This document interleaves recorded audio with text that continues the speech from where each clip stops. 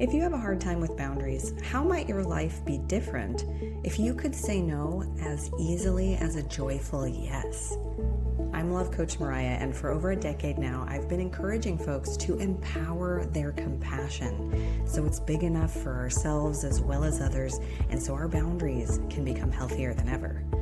You're listening to Empower Your Compassion, and on this show, we'll be unlocking transformative insights to help you reconnect to your true yes, so you can say no from that more expansive energy and get more of what you want in your relationships and your life without sacrificing your compassion.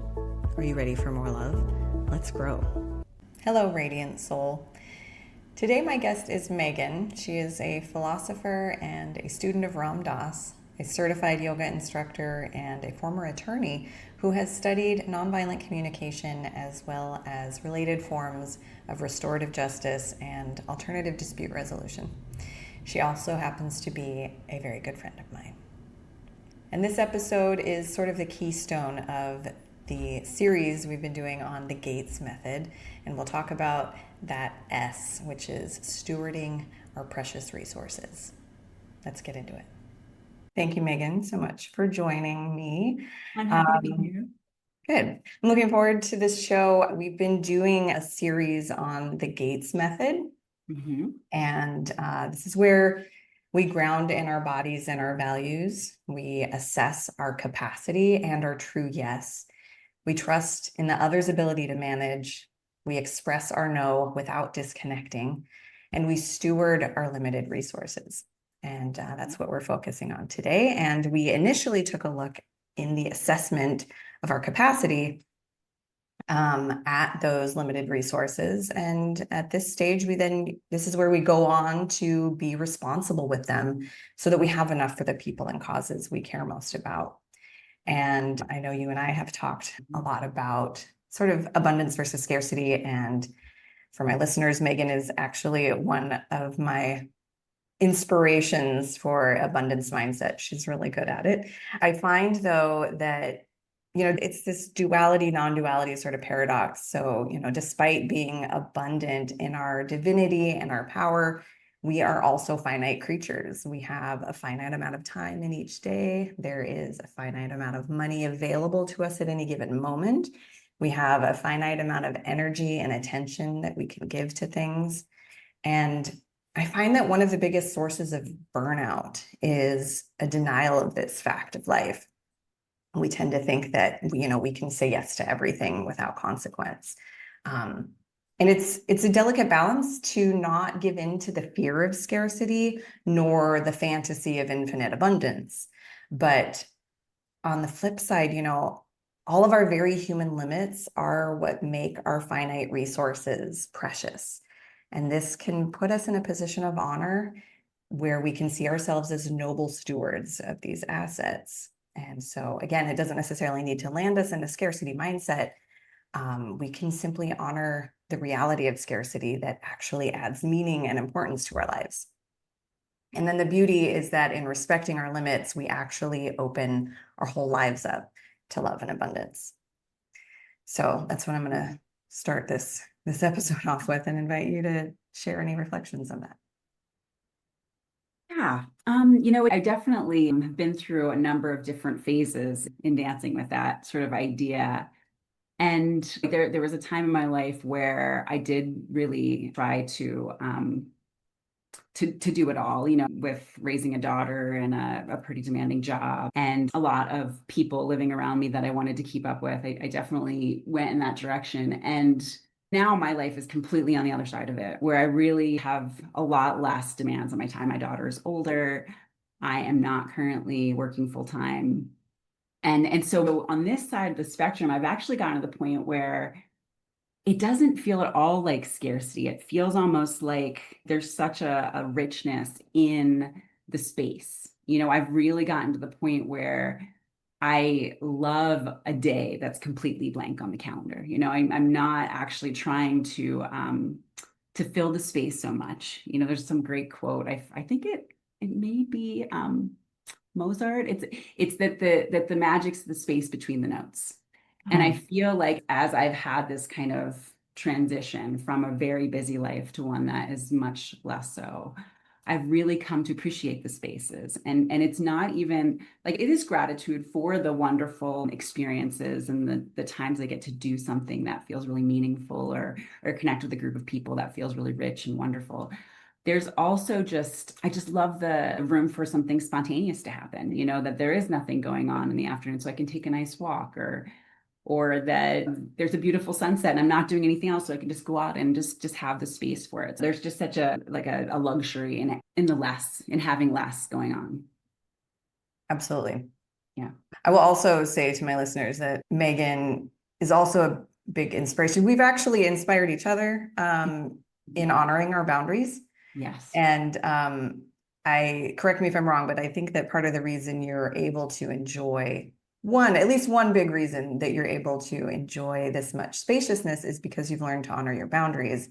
And so by utilizing your boundaries, you are sort of protecting this spaciousness. Yes, absolutely. Yeah. One thing that's been really challenging is being able to notice that I'm getting sort of an intuitive sense of like, this just isn't right for me. I don't have the energy for it today.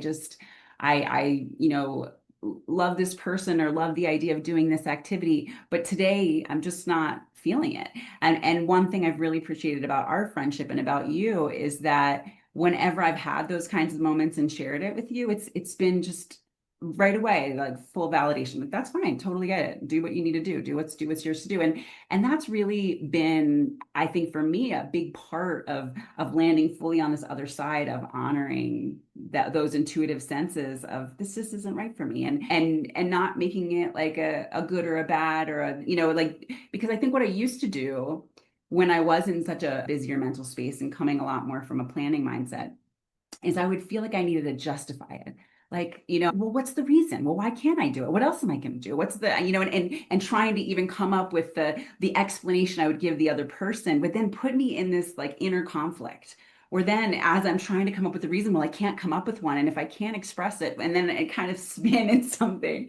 And I feel like now it's been a lot easier, I think, within our relationship, I think has really been part of the place that I've gotten to feel more comfortable with it. But to just trust that it will be well received if that's really true to my intuition. And even further, to really start to embrace the sense that if something isn't right for me, then, I really have been cultivating this belief that there is just one highest good.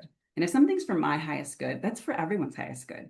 So that if I'm not feeling like I'm supposed to be in a certain place, well, then that place maybe won't be best benefited by my energy. Maybe it will be sort of discordant. Maybe I won't necessarily bring something that's, contributing. And that doesn't mean the environment's bad. It doesn't mean that I'm bad. It just means that I'm sensing this isn't the place for me to be.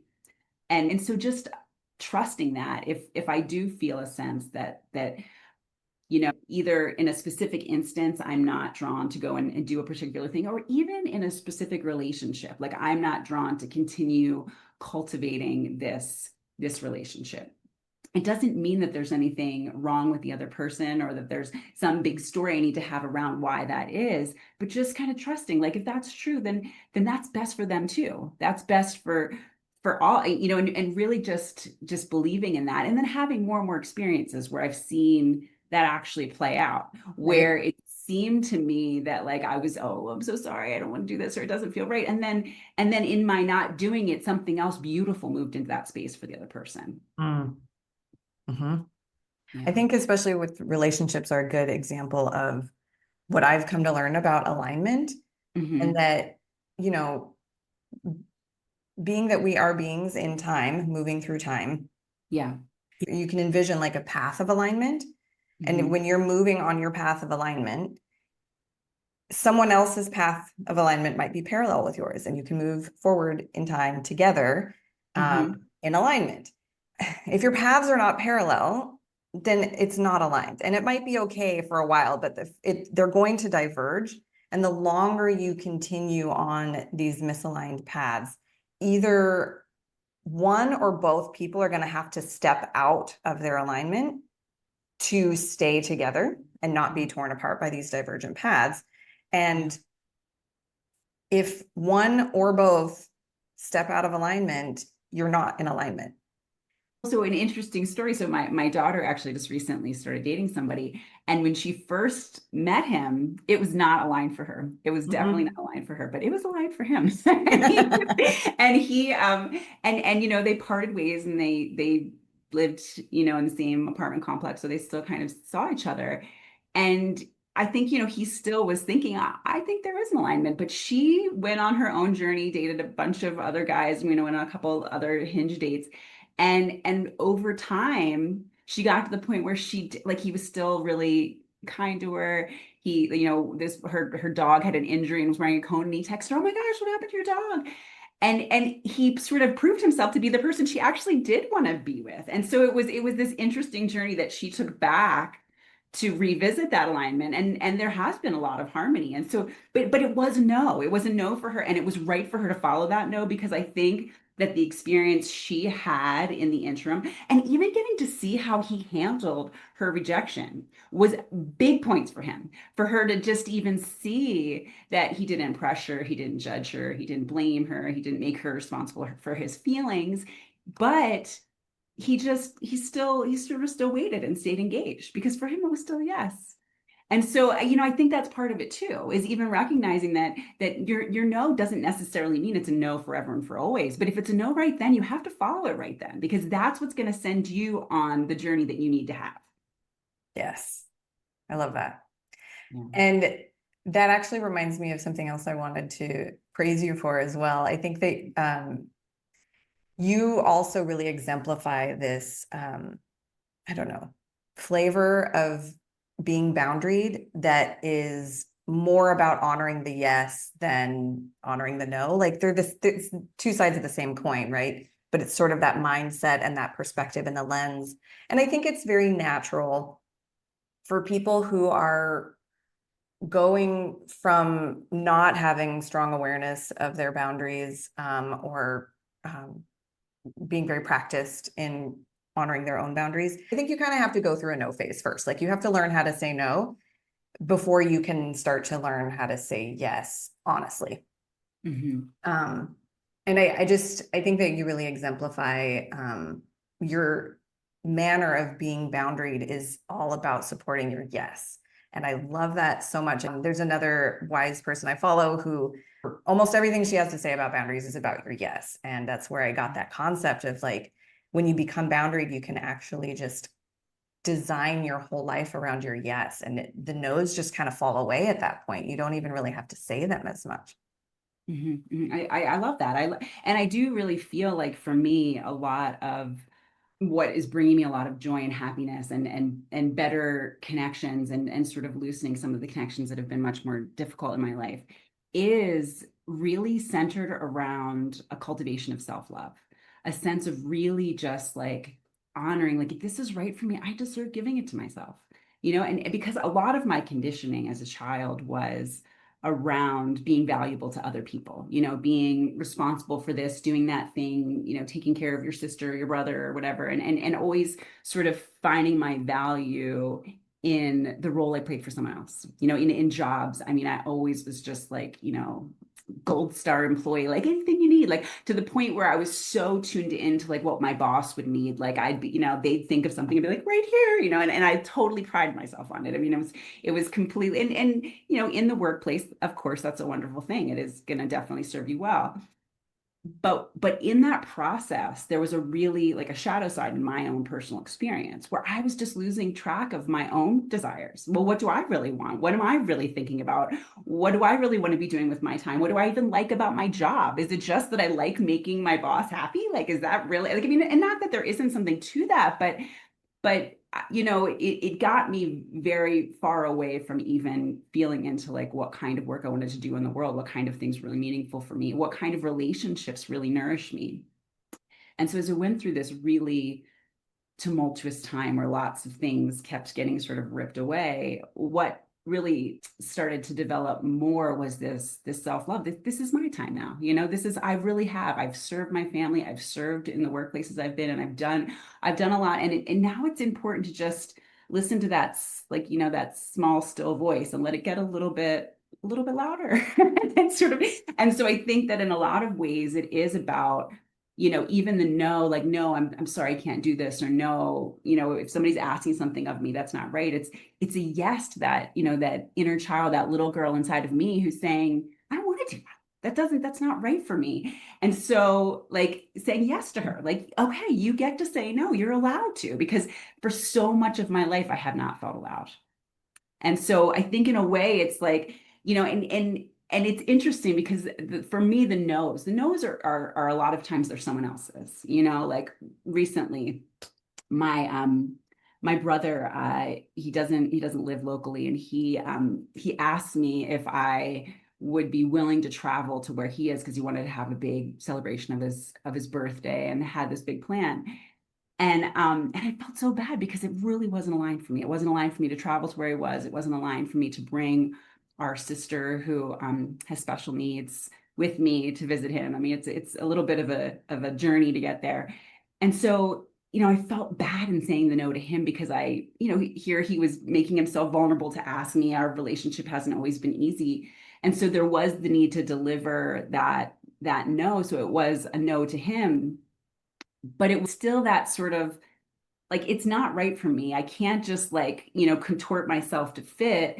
And so what gave me the ability to do it was that sense of commitment that I have to loving myself and to honoring that sense inside, which is like, I want something else.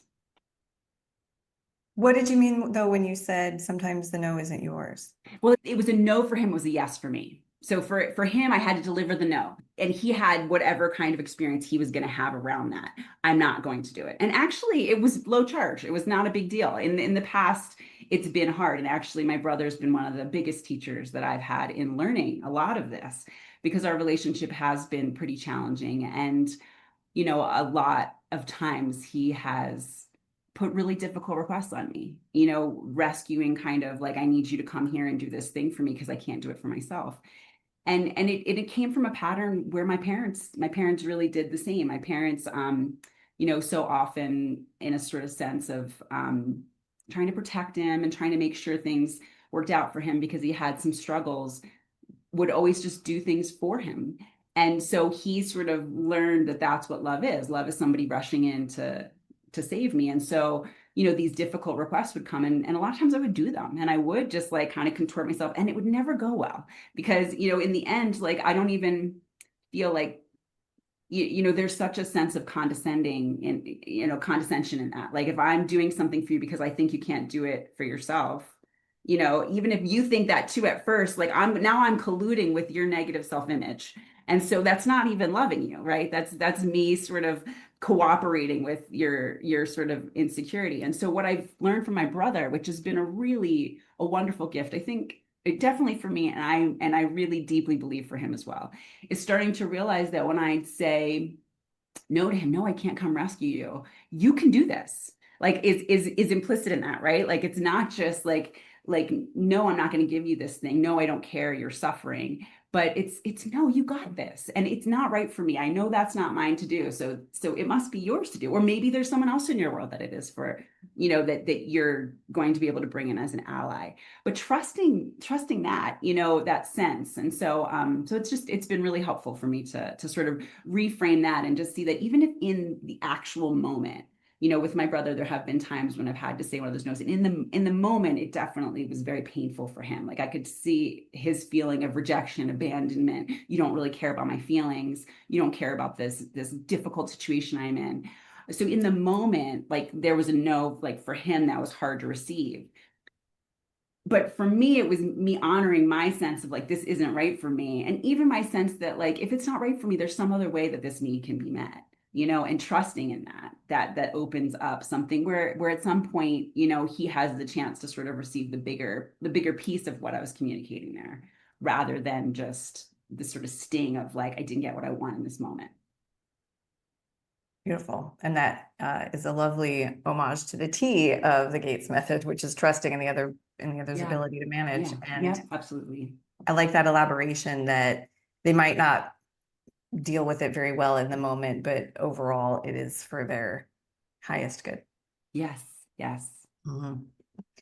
That also sort of tangentially reminds me of something else I just wanted to touch on. I used to be encouraged to ask questions, to think you can't hear yes unless you ask, basically. And so I would ask things, I would ask maybe for favors or invite people or, whatever. I would pose yes or no questions, essentially. I was encouraged to try and be prepared for a no and be fine with a no. But again, you can't hear yes unless you ask. So being a little bit of an asker in that sense, I actually had a friend at the time who, when I was younger, who told me that I shouldn't be so cavalier about asking because some people might not be comfortable saying no.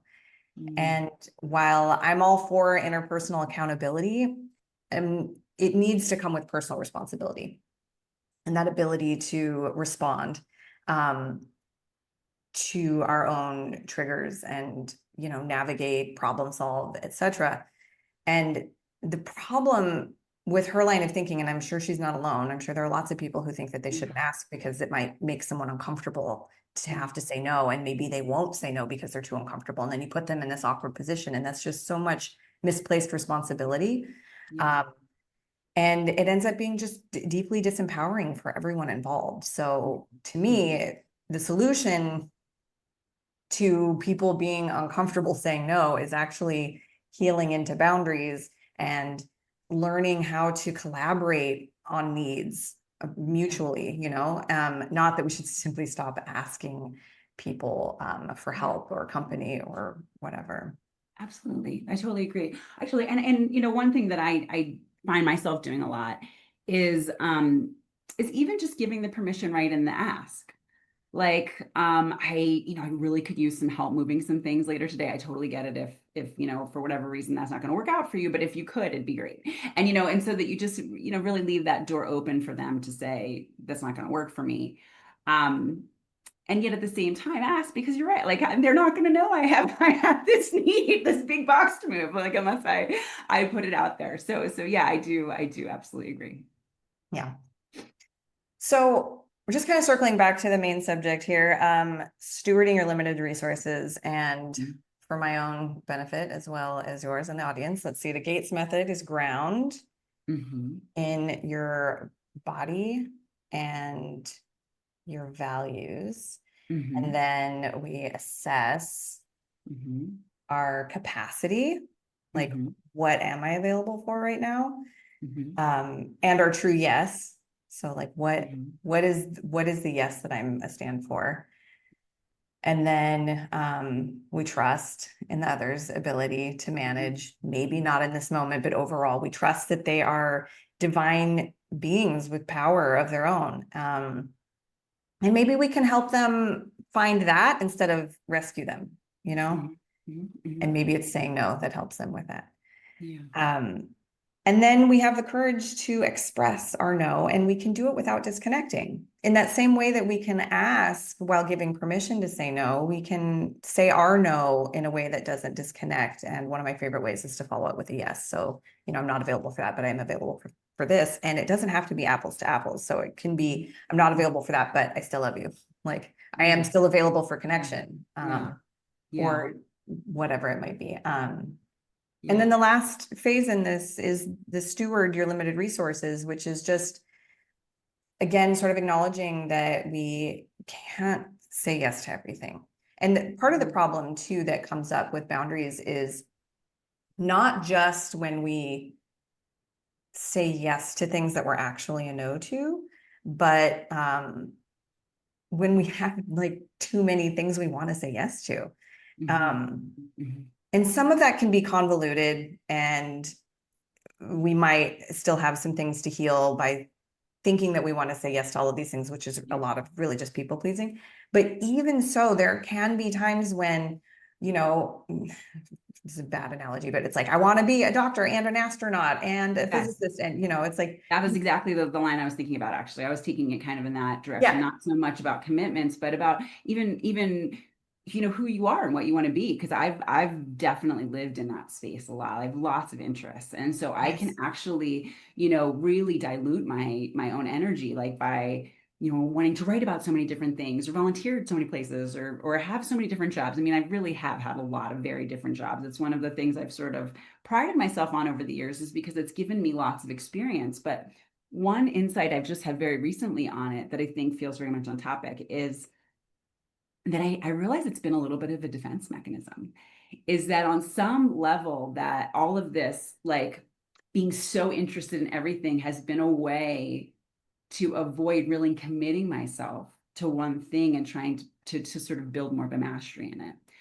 Like you kind of just get to hang out in that like jack of all trades space, which can be really safe, right? Because you're not actually, in a place where you're, moving Building. up towards, some greater and greater level of development. You're just kind of still hanging out in this place where you're sampling it and not necessarily going through, like, as you do progress with anything, you're going to encounter the deeper challenges of whatever that kind of material or area is. And so I think even noticing that sometimes part of why, maybe we're unfocused or saying yes to so many different interests is because we're not willing to sort of do that harder work of really making a selection to commit to. You know what I mean? Mm-hmm. Definitely.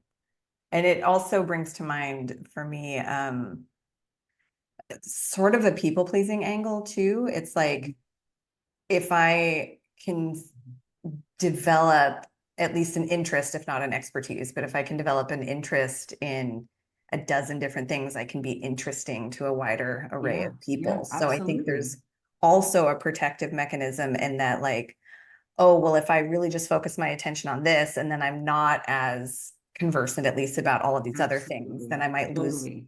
those Totally. many more people. And I feel like that's a big part of what my experience has been, because I think that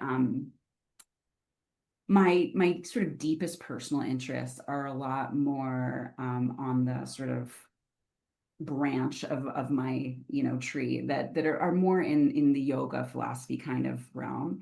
And I feel like part of why I've gotten to 50 years old and I haven't maybe developed it in the way that I could have in all of these years that these have been incredible interests of mine, is because of staying connected to the people that were more in my sphere, my parents and my coworkers, and where that really wasn't sort of the dominant culture in the places that I was finding myself. And so it was easier to have it be this sort of interest that I was, kind of tucking away, rather than really diving into it so deep that it wouldn't be able to be tucked away. You know what I mean? And it would probably have created a lot more encounters of being with people where it was unsatisfying on both sides, because what I was saying was not, working for them. And so instead, I sort of chose the path of staying in alignment with the culture versus in alignment with my own truest interests.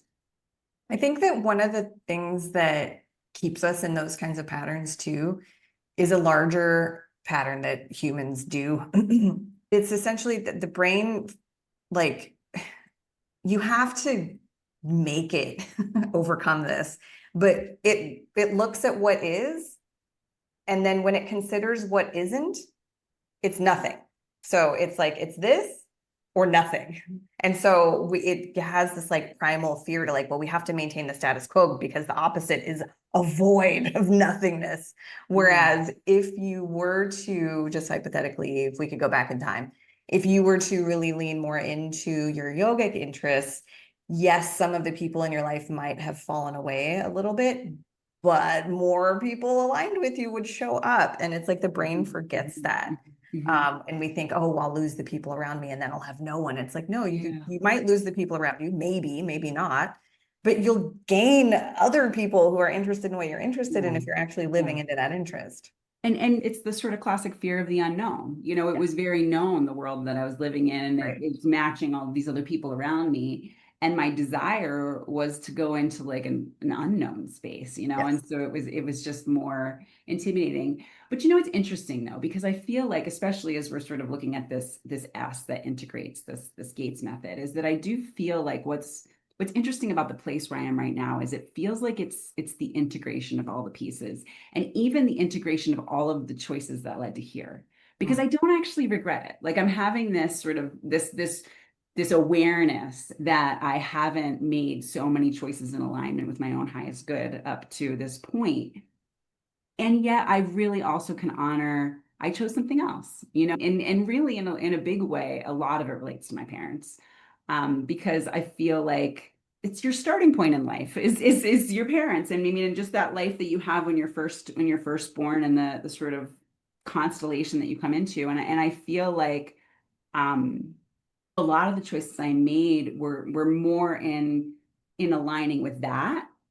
And I feel like what's interesting about what's happening now is that it's this opportunity to see all that and honor it and be grateful that I did stay connected and learn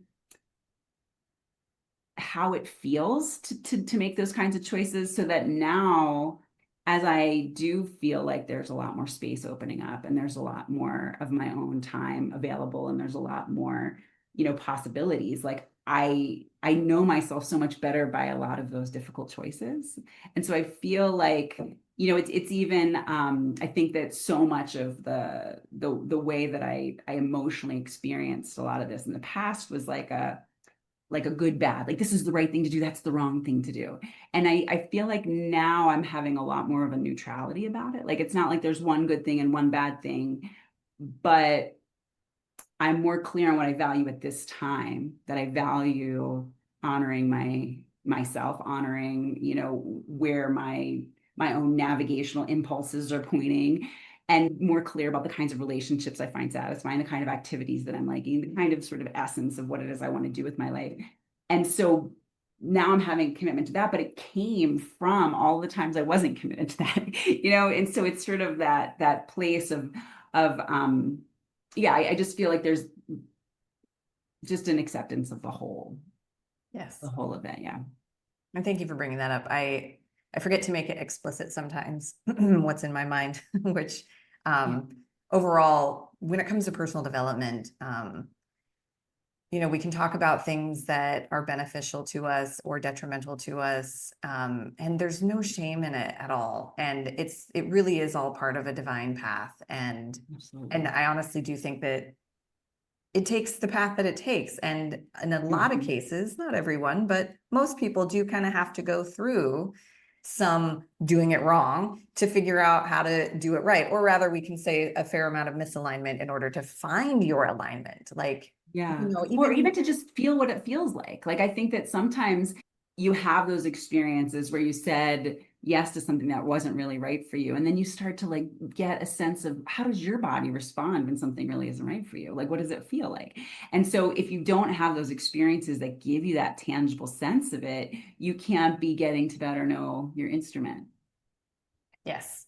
It's just the same way that kids, like, part of their job in life is to test boundaries in order to find them. The same way a caged animal or a fish in an aquarium, like they're gonna find all of the limits. They have to hit them in order to find them. And so similarly, I think we have to, experiment with a lot of misalignment in order to find our alignment, because it's not something you can conceptualize, it's something you have to feel into. And so you have to go through the experiences of misalignment in order to find like, oh, okay, this is where alignment is. It's kind of like you said, it's tuning an instrument. Like you kind of got to get out of tune to find the tune. Absolutely. Absolutely. Yeah. Yeah. So to steward our limited resources in an ongoing way is, again, it's like building on all of that embodiment and knowing how to assess our capacity and our true yes, and calming our nervous system when we feel like we have to rescue other people, or when we feel like we need them to be okay so that we can be okay, and learning how to like root our security within so that we are our anchor instead of externally sourcing that. And developing some communication skills basically so that we can be boundaried in a loving way. Without flimsy fences or spiked walls, we can install selective gates, and then we can express our no without disconnecting. And then we like the stewardship is just kind of like this ongoing maintenance. And in a smaller field of that is like within a given relationship and for a particular boundary, you might have to talk about it once and the boundary might get crossed again. And then you might have to reiterate it. And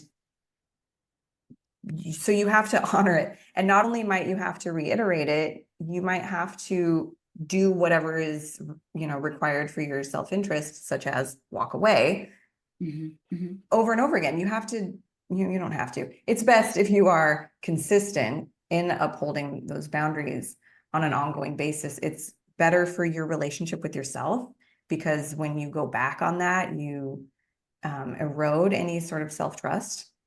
Yeah. And it also erodes the trust in the relationship because you're not following through on what you said. As you continue to do that, though, you do start to build up self-trust. And I think that that is part of that phase I talked about, where we have to go through saying no a bit. And as we do that, as we say yes to our inner child by saying no to someone else, we start to build up that self-trust. And I think that what's on the other side of that is that more yes alignment versus no alignment. Like we start to be more into being able to say no as easily as a joyful yes, because when someone asks you for something or invites you to something, and you can say, I'm a yes to not that. So when you say no, instead of no, I'm sorry, or no, it's like, no, I'm good. Like, yeah. And I trust that you're going to be okay. And I'm going to be better going this way. And I love you. And we'll reconnect down the path somewhere else. Yeah. I mean, I think that in my experience, I feel like it depends a lot on the particular connection, whether I experience it like that. Because like with you, I feel like it's we've landed in like, joyful no land. I feel because there is such a foundation for it, and a similar value on like the personal freedom and the fact that our relationship has room for us both to honor ourselves. Like, and so I feel like it's the context, and so it's sort of, it grows there. Did you want to I want to just do a quick interlude and just say that part of, I think, that shared value that we both have, that I encourage most people to cultivate, is that I want Megan to be a yes when we're together.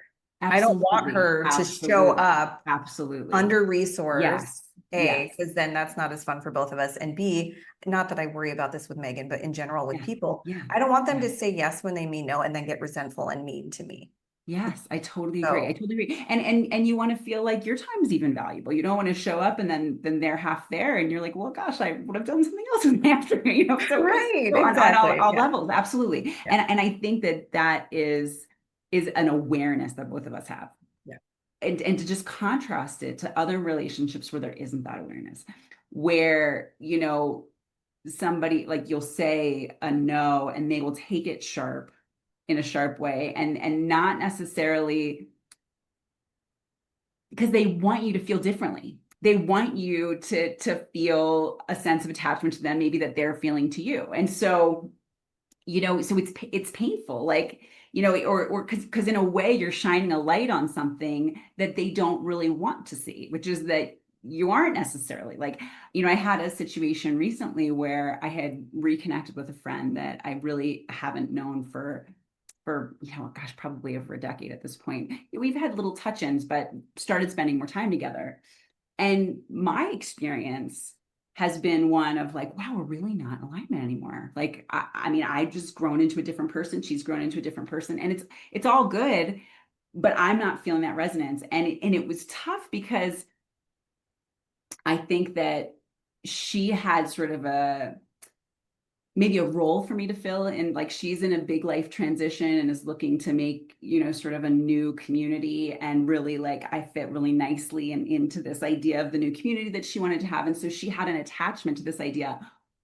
We're going to be these great friends, and my husband and I are going to hang out with her and her new partner. And it was just such a nice picture in her mind that there was a lot of attachment. And so, whereas I was trying to be kind of subtle in delivering the like, not really feeling it kind of information, like it just kept coming back to the point where it was like it was making it really difficult. And so I think I use that as just an example to show that that even when you get really clear about your yes and you're really comfortable with the sense that this is the commitment I want to live with, there still may be those situations, those relationships, which make it hard to deliver that no in that joyful way, because the other person is just really not willing to like see it, hear it. And I mean, I still, so, this has happened to me a couple of times. And I think this is maybe an interesting point for us to maybe even, contrast each other with our opinions, because the way I've handled it is probably less express than the E that you would advocate. And is because, I want to be gentle. I think I hold a really strong intention of wanting, and part of it is because I have not always been. It's because I guess I feel a little haunted by a nastier self that I used to be, which maybe kind of delivered some of those no's with a little bit of gusto. Spiked walls and at a point in my life where I sort of, I don't know, just was in a little bit more of a rowdy, rebellious kind of era. And so I as I've gotten older, I've felt a lot more of a commitment to try to be gentle. And when I notice, especially when I notice a situation like this one, which I described with my friend, where the person's really having some kind of attachment, and maybe it has nothing to do with me. It's just maybe the moment that I came into their life, or what it was that they were feeling that they needed, or some impression they got of this role I was going to play. And so when I find myself in a situation like that, and my intuition is starting to say, this is really not working for me. Like, I don't know kind of even what to, I am trying to express it in the nicest, gentlest way, and it just keeps falling flat and not seen. I have started to really just continue to get clear in myself, to journal about it, and to just be like, I can tell for the highest good it would be for us to just kind of loosen this up and kind of go in our own different directions. And I really just hope for something to happen here that makes that an easier thing to occur. And the thing that's been really interesting is that when this has happened a couple of different times, it does work. Like, it really, like, if I'm super clear inside, this is really what is best for me, and I'm going to gently navigate in that direction and still be really sensitive to the fact that I can tell this is tender for that person. This one time that it happened, it was so interesting because like it was going on for a while, and I felt like the person might have a really negative reaction, like was just going to be really sensitive. And so I just kind of kept staying in this middle ground. And at one point she actually, brought up to me this one time when we had like a little bit of a friction, where she was very expressive about something really difficult that had happened in her life. And I was kind of trying to change the subject. And and she just said, what was going on with you? And I was like, to be honest, it was just really triggering for me. Like, I've been through a lot of difficult scenarios that weren't that different from that. And I did want you to change the subject. And it wasn't because I don't care about you, but it was just, that was a hard space for me to hold in that time. And she said, I totally appreciate you saying that. And I don't think we should continue to commit to this friendship, because I want something else. I want somebody who's always going to hold that space for me. And I was like, I totally agree. I want something else too. And so it was so harmonious, so beautiful. We're still like in touch, but it's super light and just loving when we contact each other. But neither of us are now cultivating this deeper friendship that we had sort of gone down the road of cultivating. And it was such a confirmation to me that really, it really will work out. But sometimes, like, so for me, like when I get that intuition that like, I still move gentle and hold the intention and just kind of trust. Because sometimes we don't know the best way to create the space that we're looking for. And, old Megan, sometimes did it with a bit of a hatchet. So I guess now I'm on the other side, trying to just do it with like intention and love, and like just let like the circumstances present an opportunity for this to loosen. Yes. So I'm curious what you think, because that is definitely not doing the expression so much. So I'm curious, like, you're just the way it sits for you, and whether you agree or disagree, or what nuance you might bring to it. Yeah. Well, certainly, I mean, it's easy to oversimplify things, right? Especially when we're trying to kind of convey complex things down into something a little bit more manageable and applicable. I certainly don't think that we always need to be direct and upfront about expressing our no. But, expressing your no without disconnecting can look in a variety of ways. It doesn't have to be super pointed, right? Obviously, I think the clearer we can be and the more honest we can be, the kinder we are to ourselves and our counterparts.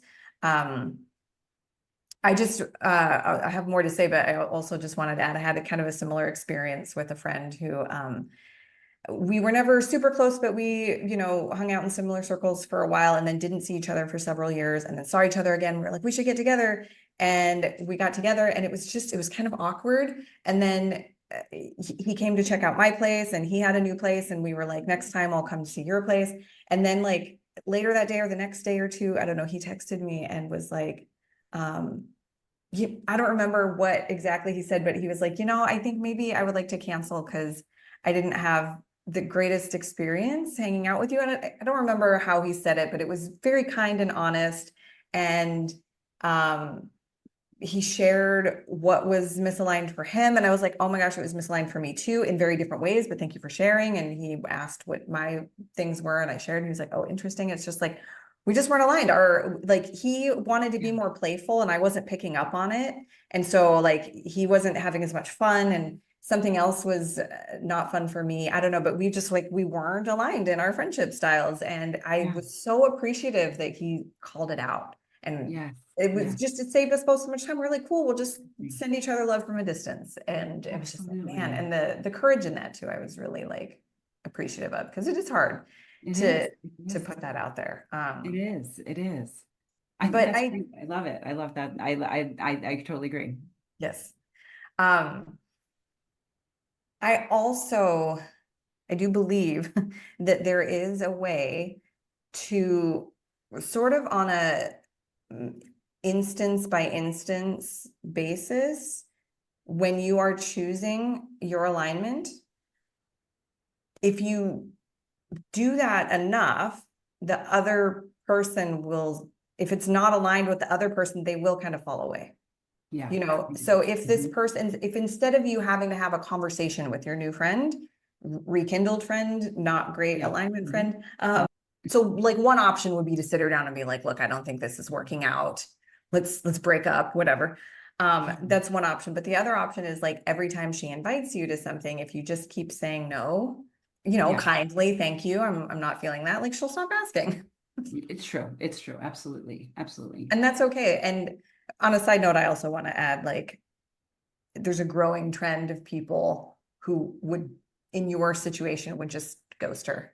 And I'm glad that that's not anything we're talking about. No, but it can be a temptation. And I think that that's part of it too, because what I'm doing, to be completely honest, it's not ghosting. I don't feel okay about that, but I guess it's still kind of down that side of the spectrum. Like, I really don't want to have the conversation. I think it's going to get a little ugly maybe, or just hurtful. And I know myself, and I know that sometimes if I get backed up in a corner, I just know that something could come out and I won't feel good about it. And I'll feel really bad.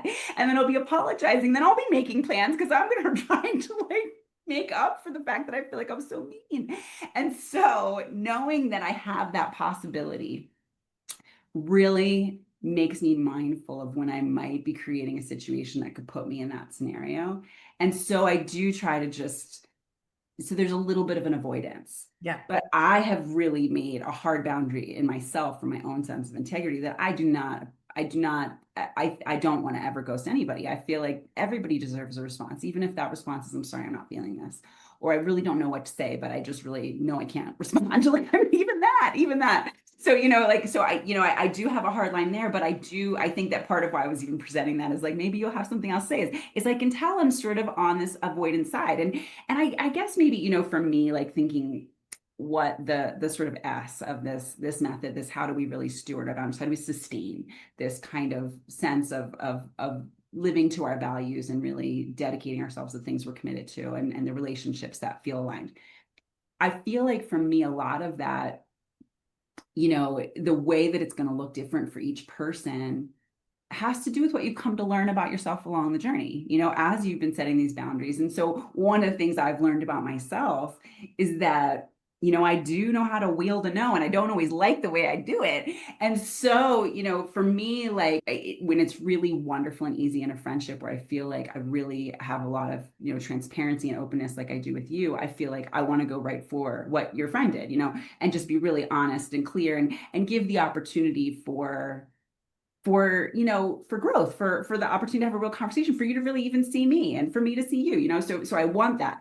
But if I'm in a situation where I don't really feel that's possible, like I can really just tell we're coming from something different, there's a projection going on here, like even what I think, like even what I feel like the person wants from me isn't even what I am, like something like that, then I tend towards that more gentle side of the spectrum because I know me. Whereas somebody else, like I think you might be one of these people, like you've really worked a lot on your expression, and so you may be more able to like express cleanly. And so for you, it might be a lot more comfortable and a lot more efficient and a lot less stressful to just go ahead and say it. So I think that, and that's maybe one thing I would offer, is that I think that what this sustaining looks like is different for everybody. And it really is another way that you express yourself and you find your own sort of comfort zone, because if you're going to sustain anything, it has to feel natural for you. And what I kind of feel like has happened for me is that I feel like I've gotten like trust and this sense of beliefs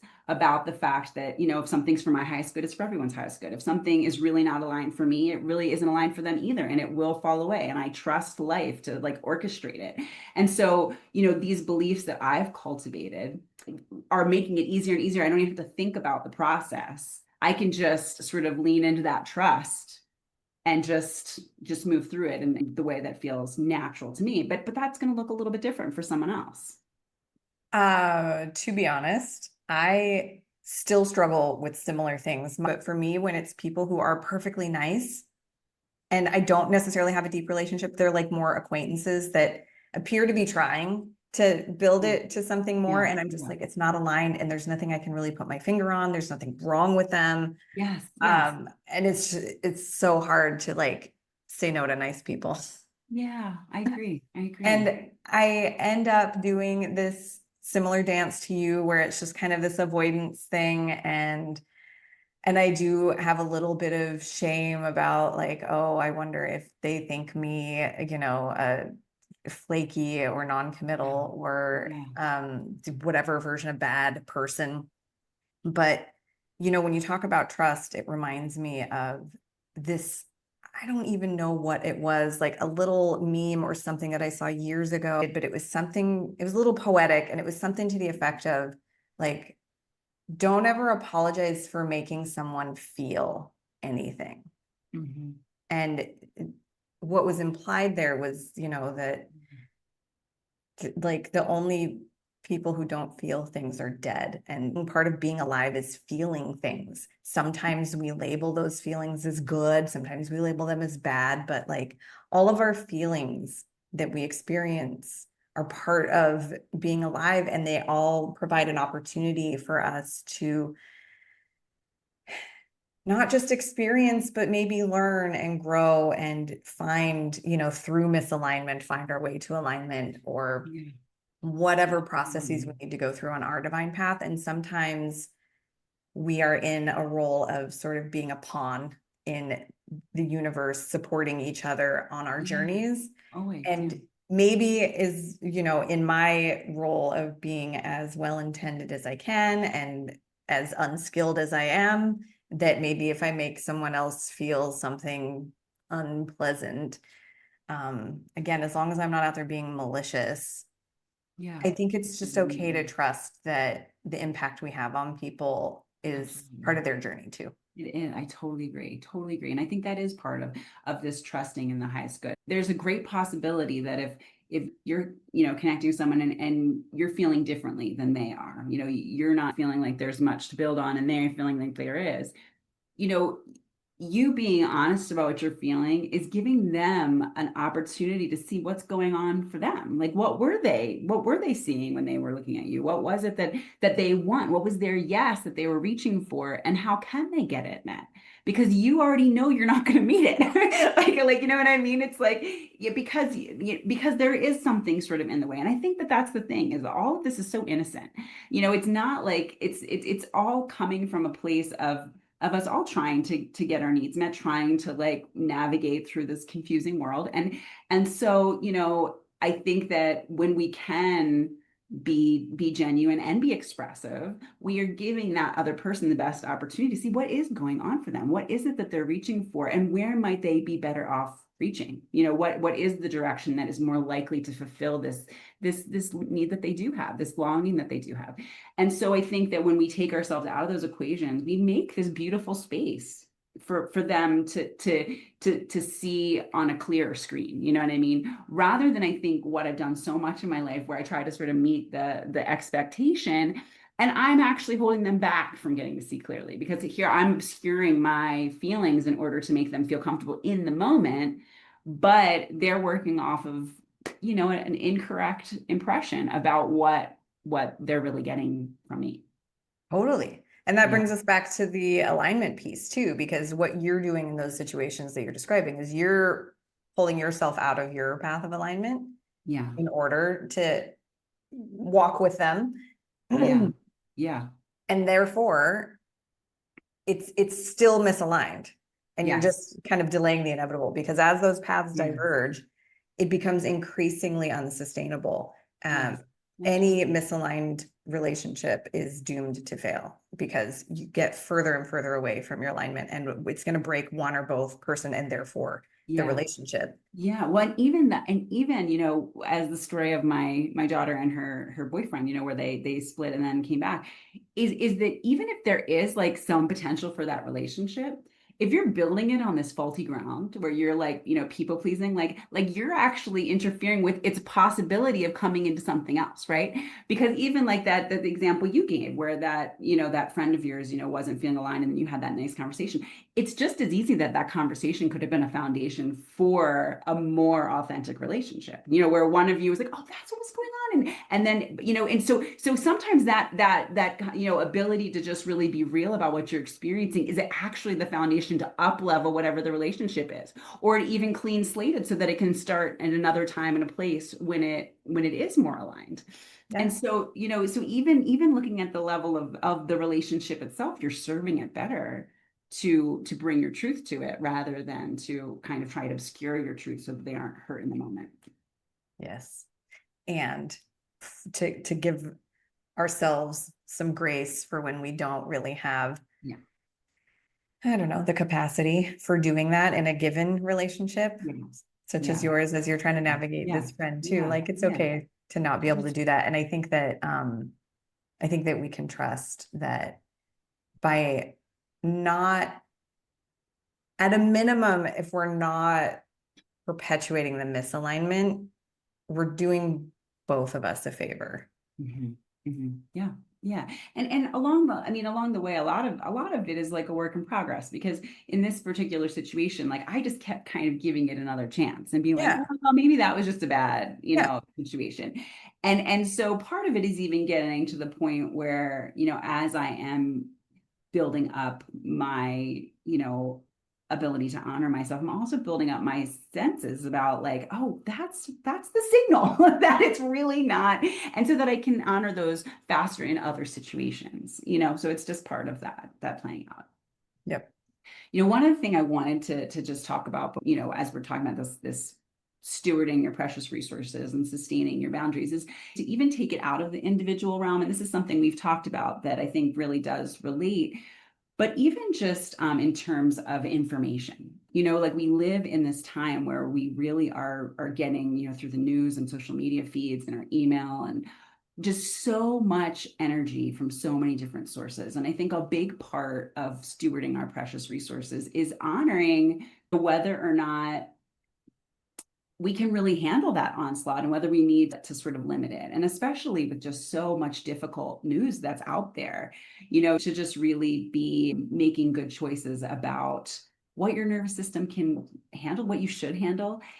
And I think it relates this idea of like the highest good being, just this one highest good, is that I've really come to believe that my greatest contribution to the collective is in my peace and my equanimity and even my joy. And the more I can cultivate that. So if I do notice that certain streams of information really trigger a lot of fear or a lot of outrage or a lot of even grief, to kind of monitor those and limit them, I think is actually helping me be a better contributor, be more a holder of a state of calm, and even, a more optimistic kind of node on the whole, And so I do think that part of it is even, not necessarily feeling a sense of obligation to hold our attention on some of the most horrible things happening, and feeling that to be the contribution.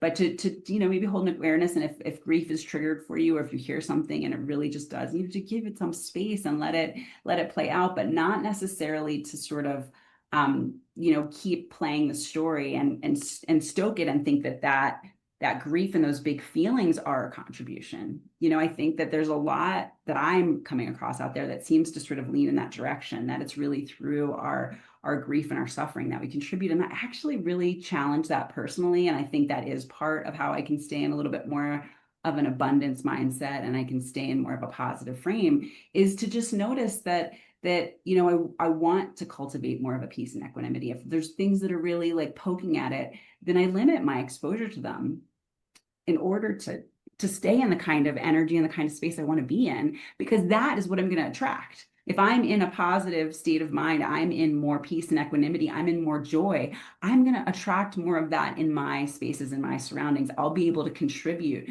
to efforts that are happening on that space. And that's the change I want to see in the world. I mean, that's what I want to see more of.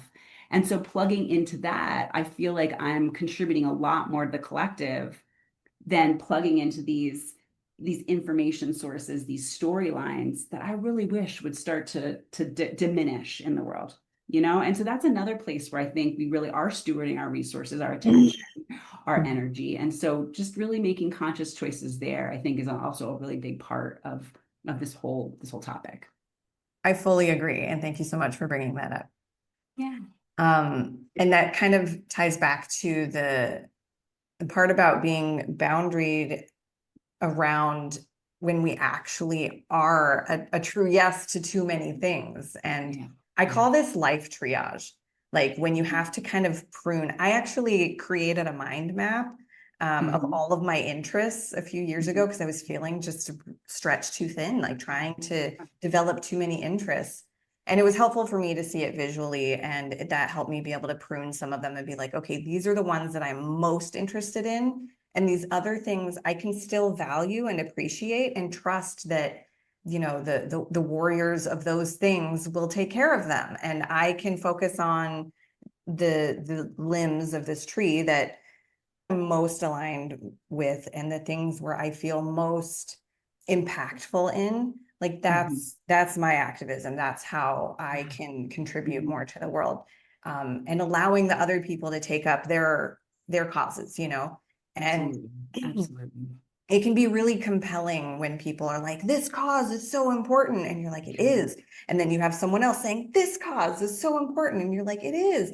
And then all of a sudden you're doing 5 of them. But when you stop to realize that no one of them are doing all 5 of them, you kind of have to pick what feels good for you and trust. They say it takes a village. Well, it takes a whole, human race to support all of the things that need supporting. And we don't have to do all of them ourselves, right? We just have to do the ones that we're gifted in.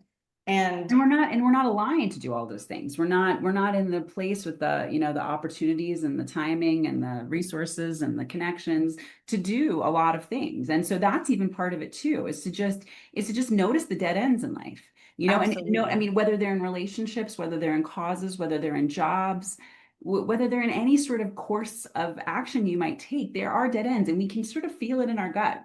This is a dead end. I care about that. And I really hope that somebody who it's not a dead end for can make some headway on that path.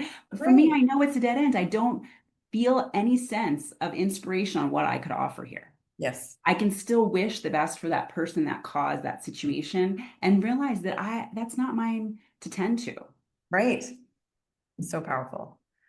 And with the overload of information that we have available too, I mean, with so many things, it's balance, right? Like, we're certainly not advocating people just shove their heads in the sand and not pay attention to what's going on, but there is such a thing as too much of that.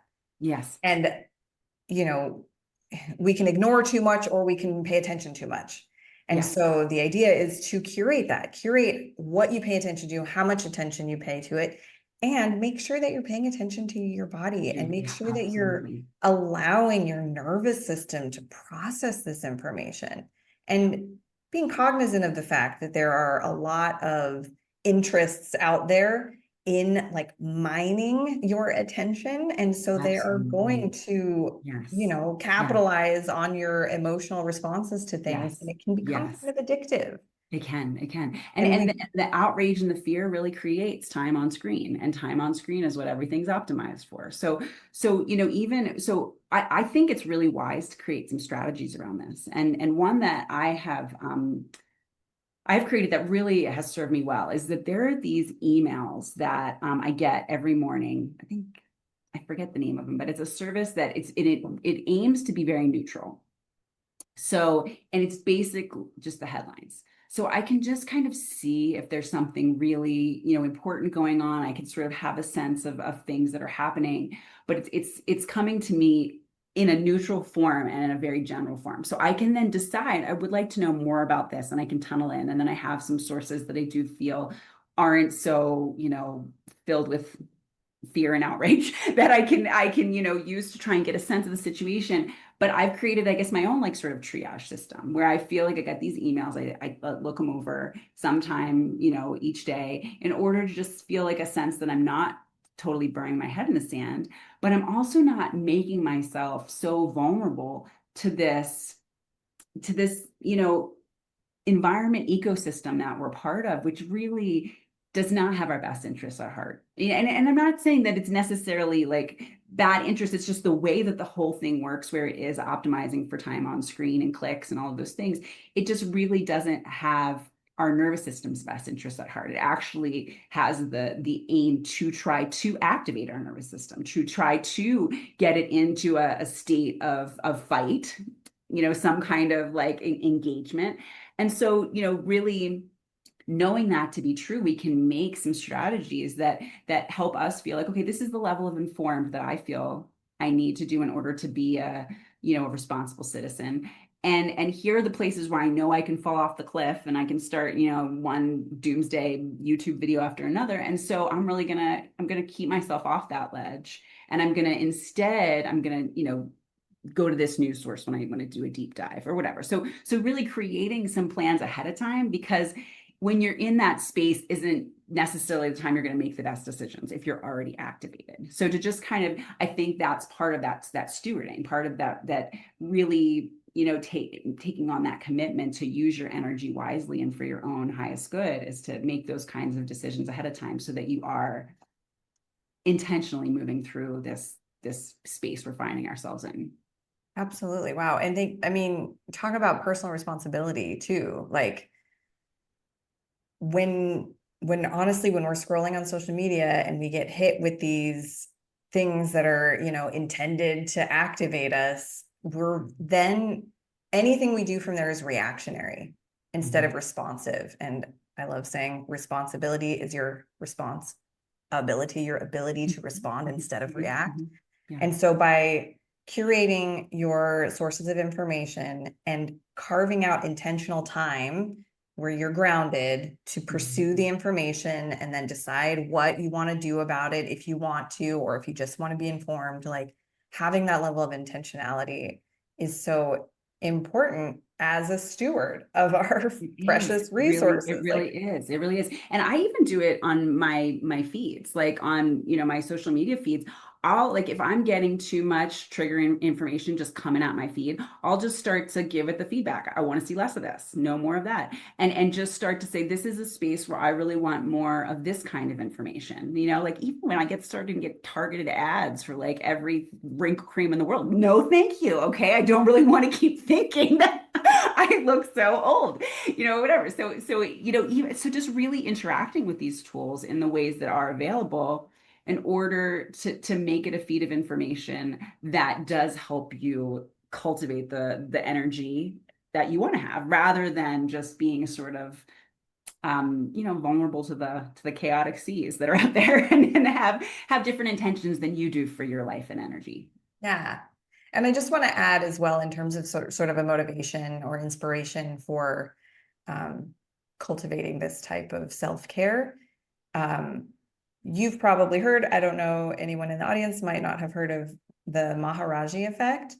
There was a study done, I think they took a handful of, we'll say, expert meditators and placed them, just one each, in like major city centers like Chicago, LA, New York, where there was high crime rates, and these beings just sat and meditated quietly in each of these cities for at least a few days, maybe a couple of weeks. And there was a notable decrease in crime rates in those cities. And that just speaks to what you're saying about your goal of bringing peace and equanimity and being the change that you want to see. So I'm just trying to paint a clearer, but more comprehensive picture of that. When we look out in the world and see all of these horrible things that are happening, one thing I'll add is that there's always been a lot of horrible things happening, unfortunately. And there may or may not be more or less, but we definitely have more information about them these days. So that's worth bearing in mind. It's also worth bearing in mind that our human brains are not designed we don't have the capacity to care truly and effectively about the entire world. We're designed to care about our tribe. And so part of the reason that we're getting overwhelmed is because our brains are not built for this much information about this many people and this many horrors. So what we can do, though, to try and help reduce the amount of shit show that's going on in the world is be less of a shit show by being less war stated, right? Like when we see something horrible and we're like, oh, I want to fight against that, that's just more war energy. And instead, if we could just like focus on how we can do good, what we want to stand for instead of what we want to fight against, and how we can be peace that we can bring into the world. And it's infectious, And so when you come from that peaceful, that inner peace and equanimity, you can bring more of that. That's how you create more of it in the world. Amen. I'm with you. You're speaking my language. I totally agree. Yep. And I think this really does tie together the whole topic, because it's the truth on the individual level and in navigating our own lives, as it is in sort of our immediate community and how we interact with them, and then how we interact with the greater community. How we have the ability to bring our best selves to all of those different spheres, but we have to follow the intuitions that we get inside. We have to be willing to commit ourselves to like, this is what I can bring. This is where I can bring value. This is what I'm committed to. This is how I can be who I am, in my individual life, in my community, in the world, and continue to commit yourself to that. That's what the boundaries are even for, is so that you're sort of setting those intentions and then living by them in each of those, on each of those levels all the time. Absolutely. And I really do feel like it becomes, the trajectory that I feel like I have experienced is that the more you get clear on your values, get clear to what you commit to, the more that it doesn't even need to be a real thought process. Like you're moving towards a way of being where you're just living in commitment to these things. And that's, I think, to your point of how even a no becomes a joyful yes. It's like, it just becomes part of what's so clear is the next thing to do. What's so clear is the next thing to say, and the next decision to make, and the next thing to get involved in. It's just the more you keep answering yes to those intuitions that come up, the more you're just living in harmony with what it is that you actually are, what it is you have to contribute, what it is you value. Amen.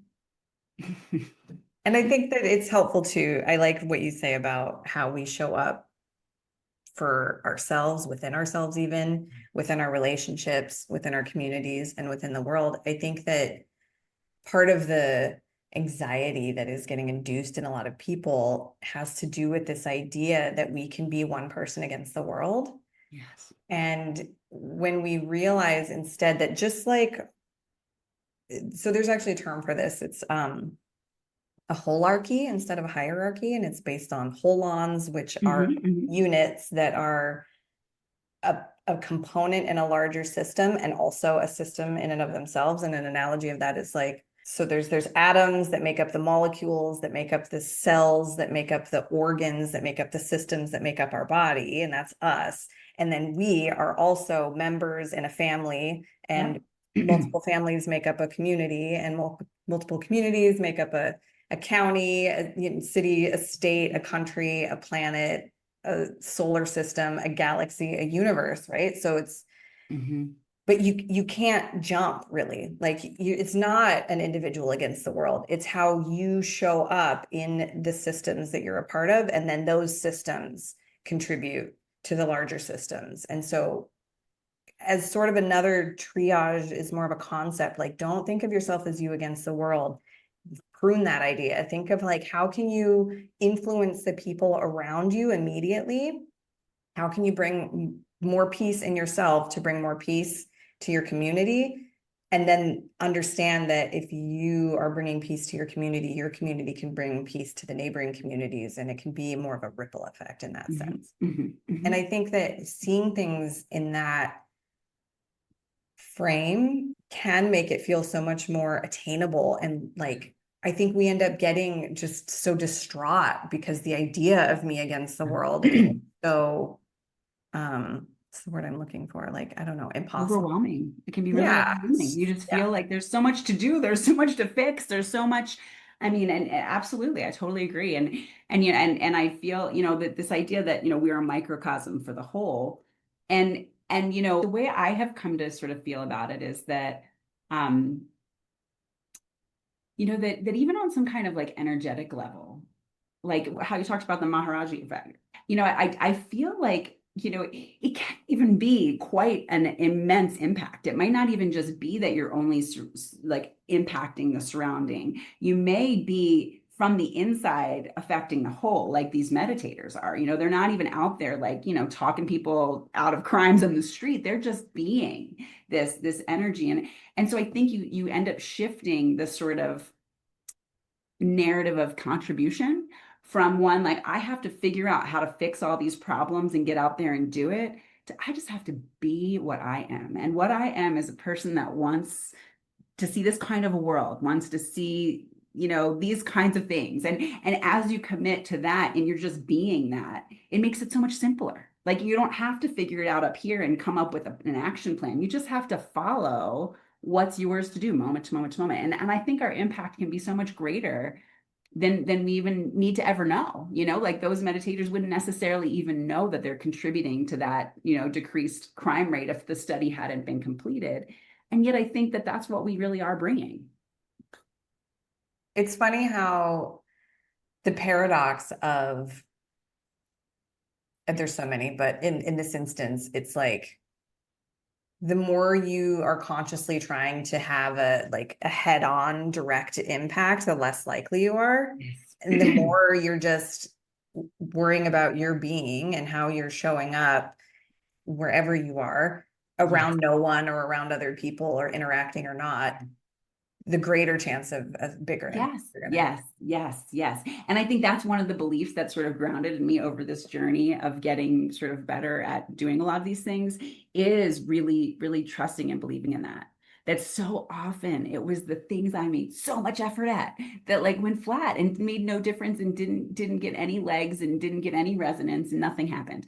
And the things that were just like an excited moment, like just spark into something that's so much bigger, you know? And so it's just helped me trust in that. that really it's about being like really present and just seeing like what shows up. I mean, that's even how nature works. You know, they all the birds, they fly in their own harmonious formations, and they can do these things together that couldn't be a plan. You know, couldn't that it's just about playing your role and seeing what it is by showing up moment after moment after moment. Yes. And when we approach ourselves and our lives as stewards of our precious resources, we're also being stewards of humanity in that sense, and Absolutely. the whole planet, because humanity is not the only thing on it. Yes. Well, thank you so much for this. This was delightful. So yeah, it was. It was a great conversation. I really enjoyed it, Mariya. Good. Oh, that was such a wonderful conversation, and I'm really glad that we touched on the macro impacts of becoming compassionately boundaried people. The one other little element that I would add is just a reminder about the oxygen mask rule. You know, the one on airplanes where they instruct you to place the oxygen mask on yourself before assisting others. It's true that if we're not good to ourselves first, we're no good to anyone else. And the more that we take care of ourselves and make sure that we are staying resourced, the more effectively we can show up for ourselves, for our relationships, and for the causes we care most about. So, all in all, I hope you found these insights inspiring, and I just want to add a plug about coaching, regardless of whether or not it's with me.